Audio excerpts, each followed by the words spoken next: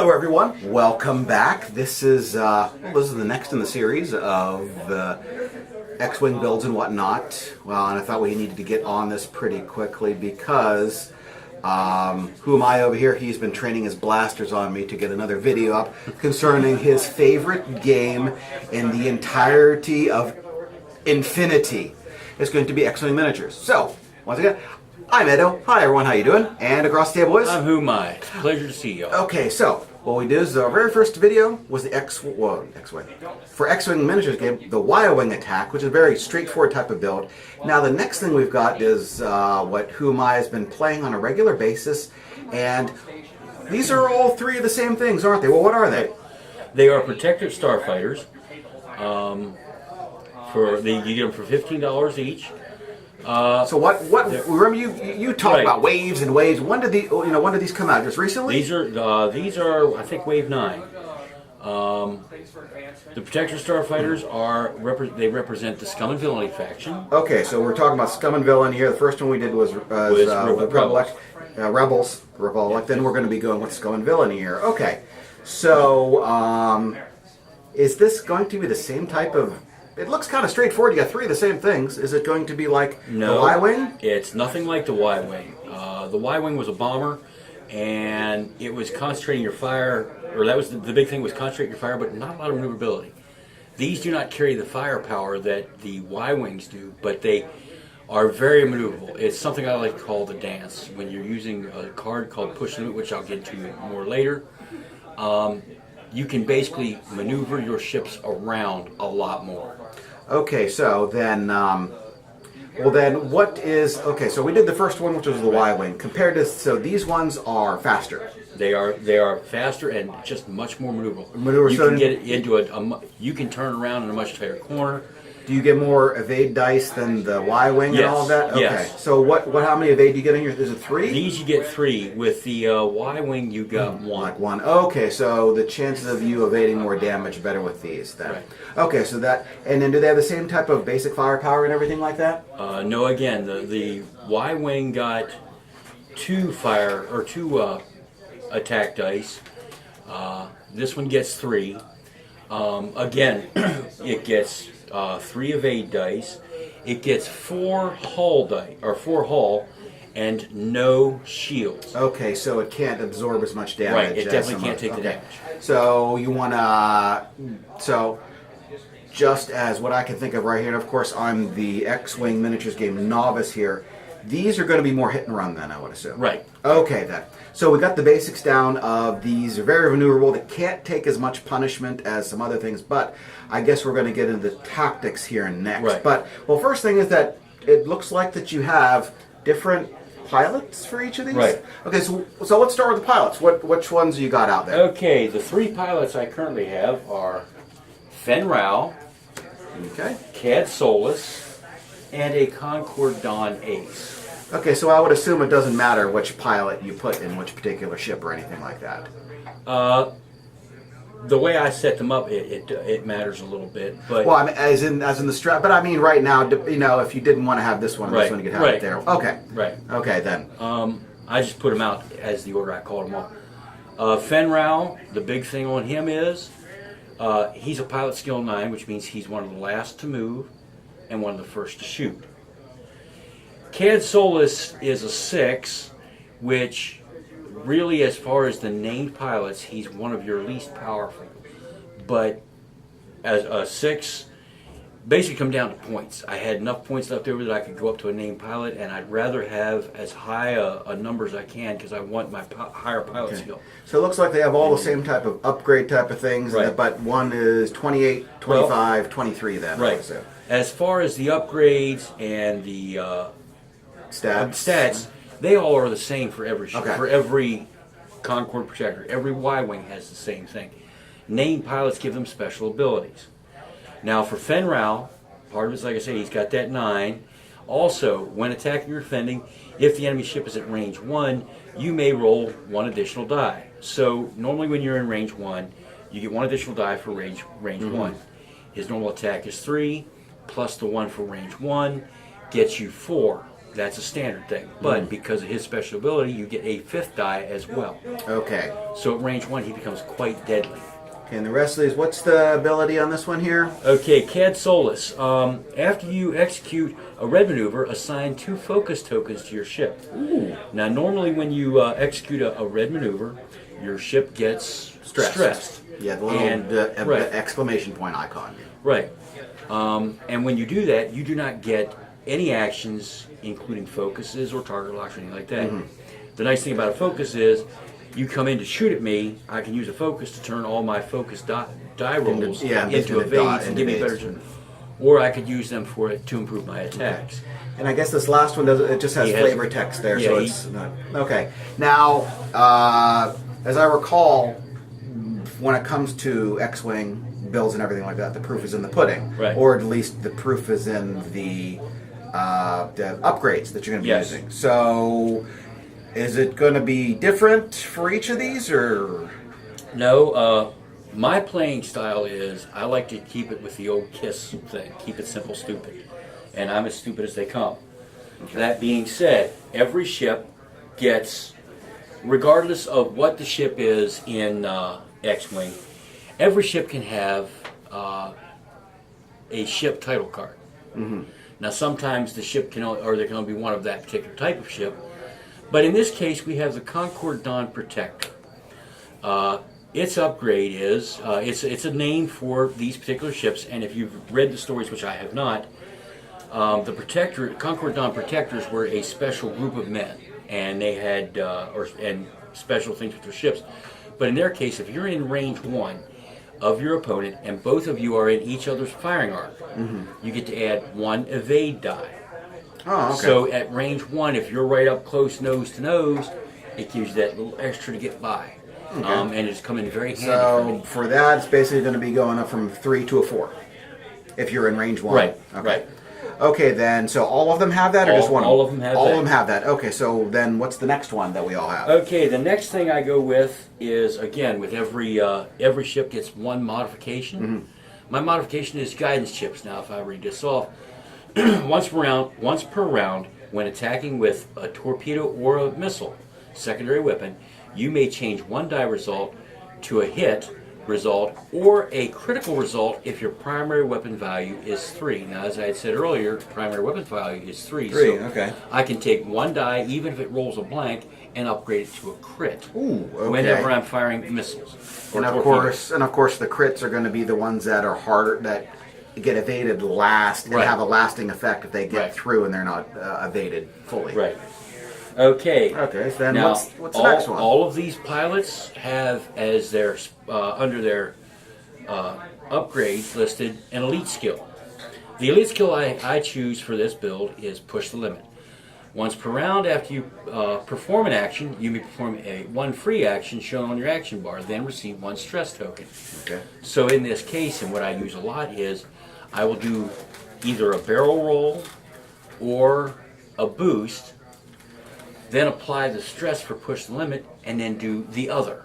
So if I do a barrel roll first, I'll then do a boost, or I'll do a boost and then a barrel roll, which really gives me the ability for my ship to move around and get a better chance at getting a hit on somebody, or more often than that, if I'm in your firing arc when I go to move, this helps me get out of your firing arc. Hence, you don't get a shot on me. Okay. That's the big thing with that ability. Okay, then is that it, or is there any? Are there There is one more. There's another one. There's another one. Right. You're going to make my head explode here with the trying to understand all this. This will be the one to do it with. The other thing you get is a torpedo on here. So I have armed proton torpedoes. It's a standard thing. It does 4 dice. Its range is 2 or 3. If you're in range 1, you can't use that. But with Fen Rao, that's really nice because he got at range 1 the extra die anyhow. So is that a secondary weapon? That is a secondary weapon. So you don't get that bonus if you're at range. Right. You do not get the range 3 bonus or the opponent doesn't. Okay. Okay, but this thing works at ranges 2 and 3. It requires a target lock. Okay, so you have to use that action to put. You have to use one of your action actions has to put a target lock on it. Spend your target lock. and discard this card to perform this attack. You may change one of your focus die to a critical result. Ooh. So if I roll the 4 dice and I get say I get a miss, a focus, a hit, and a critical. That's one of each. I could take and use this to change the 1 focus to a critical. Okay. Then reflect back on guidance chips with this ability, and I can take the blank and turn it into a critical. So you I'm could getting get crits and a hit. Yeah. So, but using both these, then pretty much most of the time you're going to be getting like 2 crits then at a minimum. Generally, I get 2 crits every time. Okay. But I'll also say this: when you fire the proton torpedoes, you only get to do that once. Afterwards, the card gets flipped face down, and you can't use it. so anymore. I can't use it anymore. So I try to, as soon as I can get in, start in, I'll have all my ships fire off all their proton torpedoes as fast as possible to get them out, because I'd rather have those, even with a miss, I'd rather have the miss with them and I got them off than to have these ships get shot and never had a chance to use it, because 4 dice with that ability is pretty powerful. Okay. So right now, before we go on to the tactics portion of this, all this build that you got with the 3 pilots and all of these, once again, all of them have these. All 3 of them have each of these upgrades here. Right. So it's going to be basically easy here to basically build. I shouldn't say easy. It's going to be simple because you only have to worry about these 3 things. Right. Now, when you buy one of these, do all 3? Actually, yes, you get all 3 of these cards and a 4th one, the Concord Dawn Veteran. Okay, so each one of these that you buy, you're going to get these 3 pilots. Right. Okay, so technically you only need to buy 1 here. Well, you're going to be buying 3, so you're going to have basically you're going to have 3 $45 copies. wrapped up, yeah. You're going to pay. Okay, so what's the total point value of all this right now? This is exactly 100 points. Exactly 100 points. You squeeze that every last point that you can get out of it, don't you? It pays to do that. It pays to get every point you can, because a point that's not spent is power that could go, that you could be using. And yeah, anything you can do to get that extra hit in to secure a little bit more power to it, that's what you want. Okay. I will also say that now the upgrade cards, the Conqueror Dawn Protector comes with, but the rest of these do not. These come from different other ships. Yeah, Push the Limit I know is various. You can get them in a couple of different ships, right? Proton Torpedo, same thing, I believe. Now, what about the guidance chips? I forget what they come with. What I'll do is I will I'll put what set that or what wave or what particular ship you need to get in the maybe in the bottom of the video here. That way people can grab these or just take a look or maybe trade for them, whatever it is, depending what they want to do. Okay, so exactly 100 points. And just various sets here, but it looks like a majority of what you need to get covered is basically found by purchasing 3 of these. Right.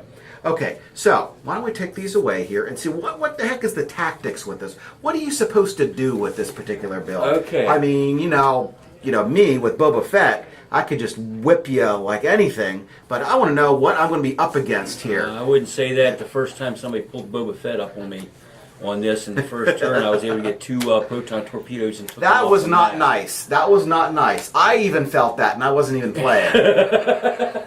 Okay, so we got these 3 things. So you talked about early. You said dancing or like waltzing or Beyond the Stars or something. Okay, every ship gets a dial, and you get one of these with each ship. Of course, that's standard there. Your maneuvers are on this, and you get to pick one, and then when it's your turn, you lay it face down. You get with the Protector Starfighter, they have a lot of very close-in, tight maneuvers. At range 1, you can do a hard turn, and that's a white maneuver. At range 2, you get the turn, which is a 90-degree turn, or the bank, which is a soft turn, and then straight. All of those are green maneuvers. You also get what is known as the Talon turn. Now that's a red maneuver. What it is you would do a 90-degree, and then turn it back the way you came. So you get a nice tight back end. It's also a stress maneuver, so that's why you want a lot of green. You can get that off. At range 3, you have a 3 straight maneuver, a 3 soft that's white, and a 3 turn that's white. I want to say there's a 4 white straight maneuver and a 5 white straight maneuver, as well as a 4 Korigam turn. But as you can see by the numbers I'm going over, at range 2 and range 3 you get a lot of maneuverability. Most other fighters I have found you don't get at range 2, it's more of a 3 and 4. So I have to get further from my starting position to with my maneuver than where I may want to be. I love that if I've got no stress on this guy, he can do that hard one and then do a 1 boost, because his special abilities are he's got boost, barrel roll, target lock, and focus. So I can do that, or I can barrel roll back in. You come rolling up against me, and if you're positioned before me, I can try and get myself again out of your firing arc. Or if I have to be in your firing arc, or if I've got that, I'm going in for the kill, I can try and bring myself in right close. And with Fen Rao, if I can get in real close at range 1, I've got you. Okay, so the whole goal of this particular build is to get behind your opponent and shoot them so they can't shoot you. Right, right. Again, if you get the chance for the shot, you may want to take it. Generally, for me, what I'm looking for is how can I keep myself out of your firing arc? Okay, so that should be your primary goal with this. So that I can not get hit. I may miss a chance to hit you this time, but if I can stay out of your firing arc, eventually I'm going to get back in and get a good shot. And with 3 attack dice, even at range 2 or 3, that's not a bad handful of dice to roll. Okay, so once again, getting in behind your opponent, or does it just should maybe I should put it more toward the whole goal is to stay to, I guess, literally dance around, right? Because to make sure that you stay out of their arc and you take.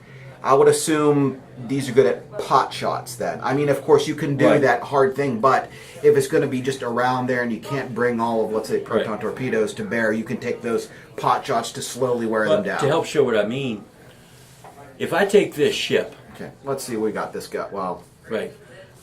If I take this ship and I'm gonna put him like he's here for a second. I can tell using his firing arc generally where he's going to be able to go, because this ship has got to go forward. Well, this one doesn't. This is the only one that actually can go backwards. Well, I mean, this could have been any ship here, but generally he's going to be going forward, and he's going to be somewhere within this range and somewhere in this arc where he's going to turn out to be. If he moves first, let's say he's doing a 3 straight and puts him about there.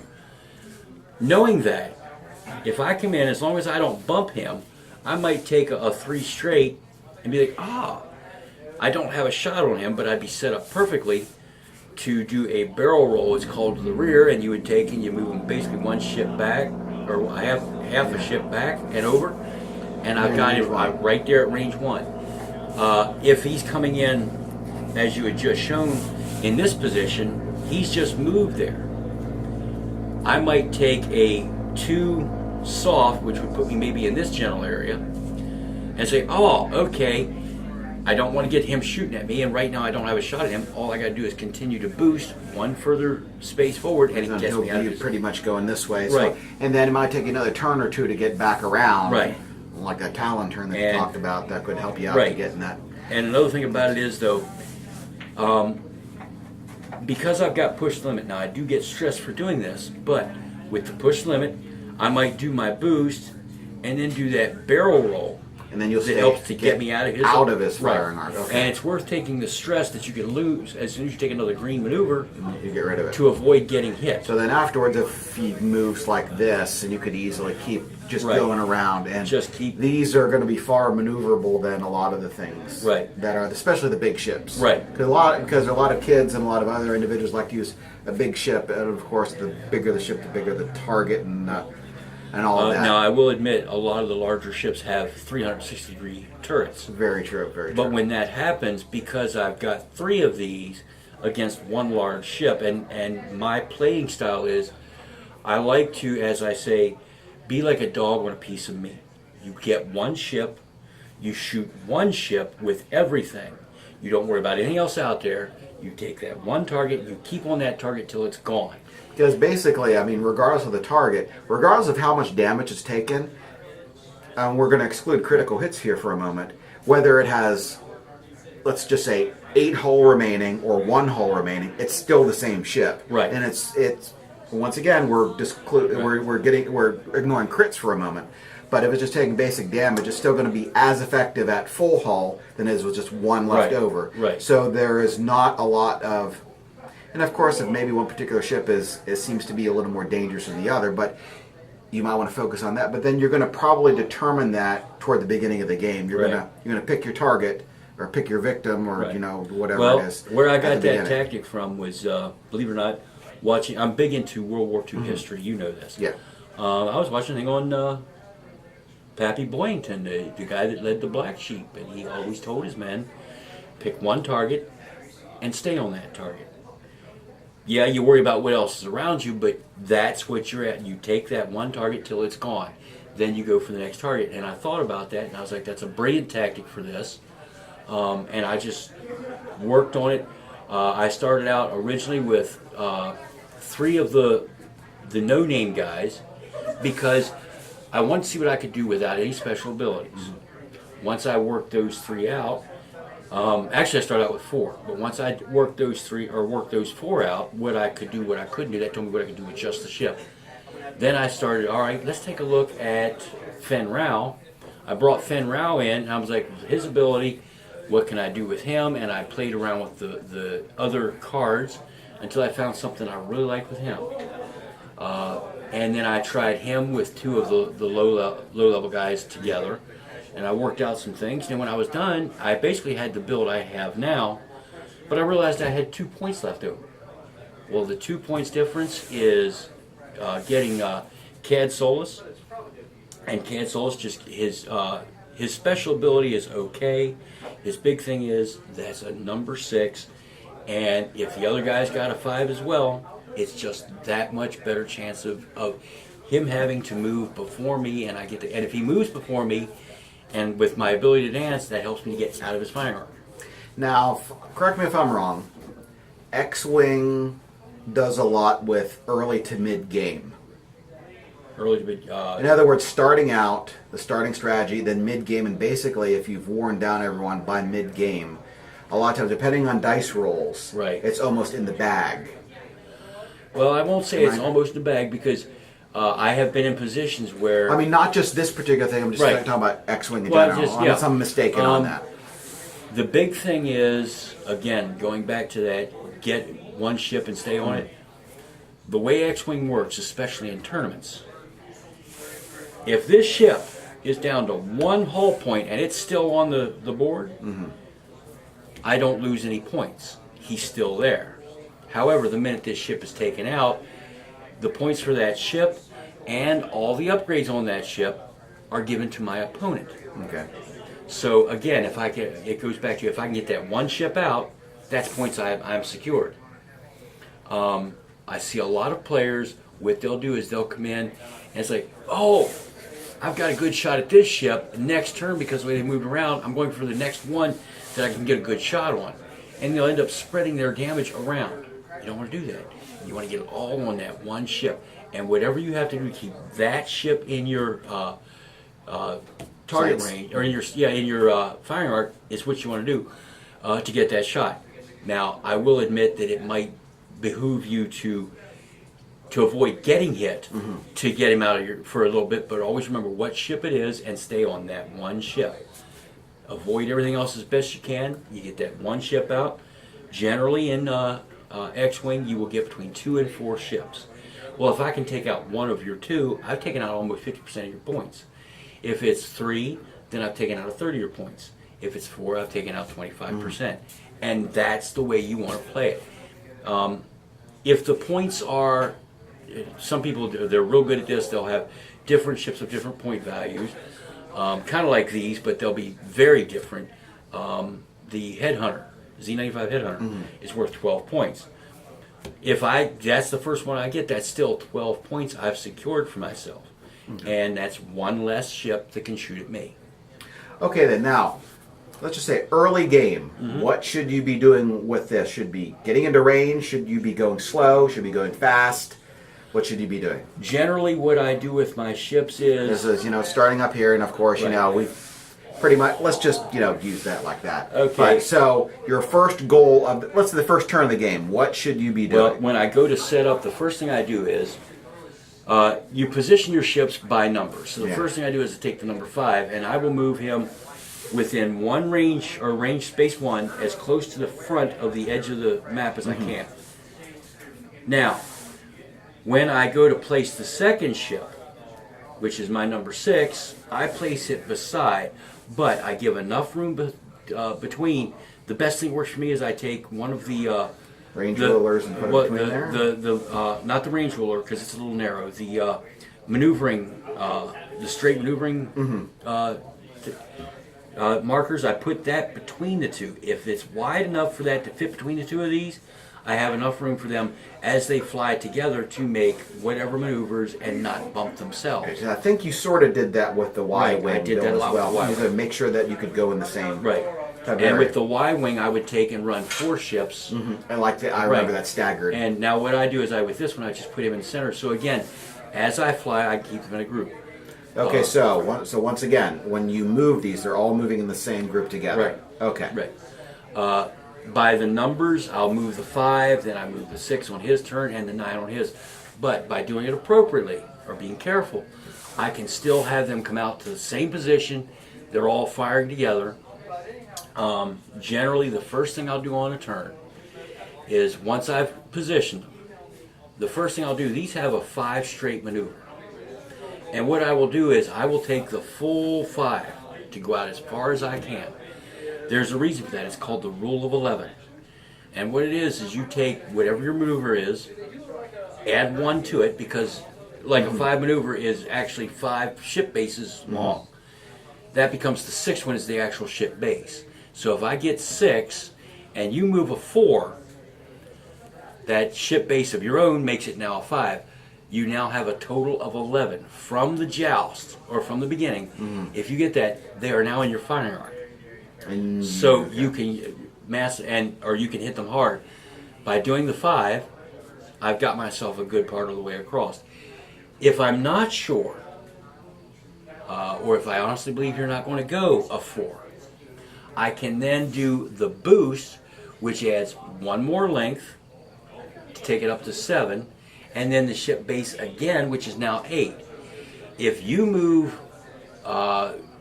3, you're still in my firing range. Most people will move a 4. You're well within my range.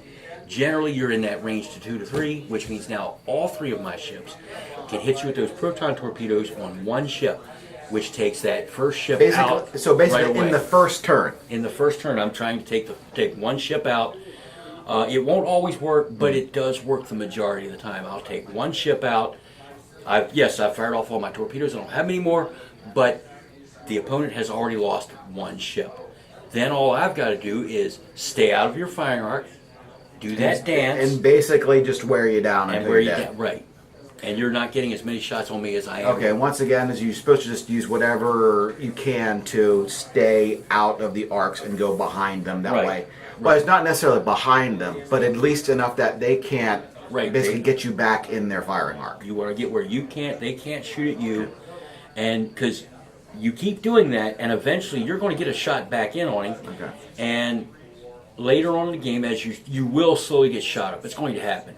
But that being said, towards the end of the game, you'll start taking more and more risks, because now they've got less ships. Well, if I've only got 1 ship to deal with and I've got 2 of my ships left, I can afford to risk more points to take that last ship out. Okay.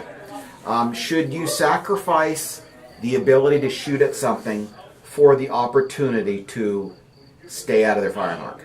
Generally, that's what I do. Not always. If that ship's really weakened Let's up, say and you like the last one here, you're like, okay, yeah, because it's already shot up enough that you can afford, like you said. Well, that would be the big sacrifice thing. one of them. If he's shot up, if he's coming in fresh, which has happened, you might decide that it's appropriate to keep out of his firing arc. Okay. Because again, on a tournament, here's another thing that's important about tournaments. Tournaments are timed events. Well, At the end of the time, then whoever's taken the most points. Well, yes, but also at a tournament, you get the points that you shot up. I get the points I shot up. If I can just keep you from shooting me, I deny you points. If I think I can get that kill in and take you out completely, it's worth the points. But what you want to generally do with this build is stay out of the other guy's firing arc. Keep him from shooting you. Okay, so should you be using more of one particular maneuver over another? In other words, do a red as soon as you can, or do more white maneuvers or greens? Generally, I do as often as I can. I do greens because in doing every tournament I take and do push limit to really maximize maneuverability with the boost and barrel roll. Doing that, I pick up a stress. So I want to do a green to get rid of that stress and be able to do it again the very next turn. So I keep doing that.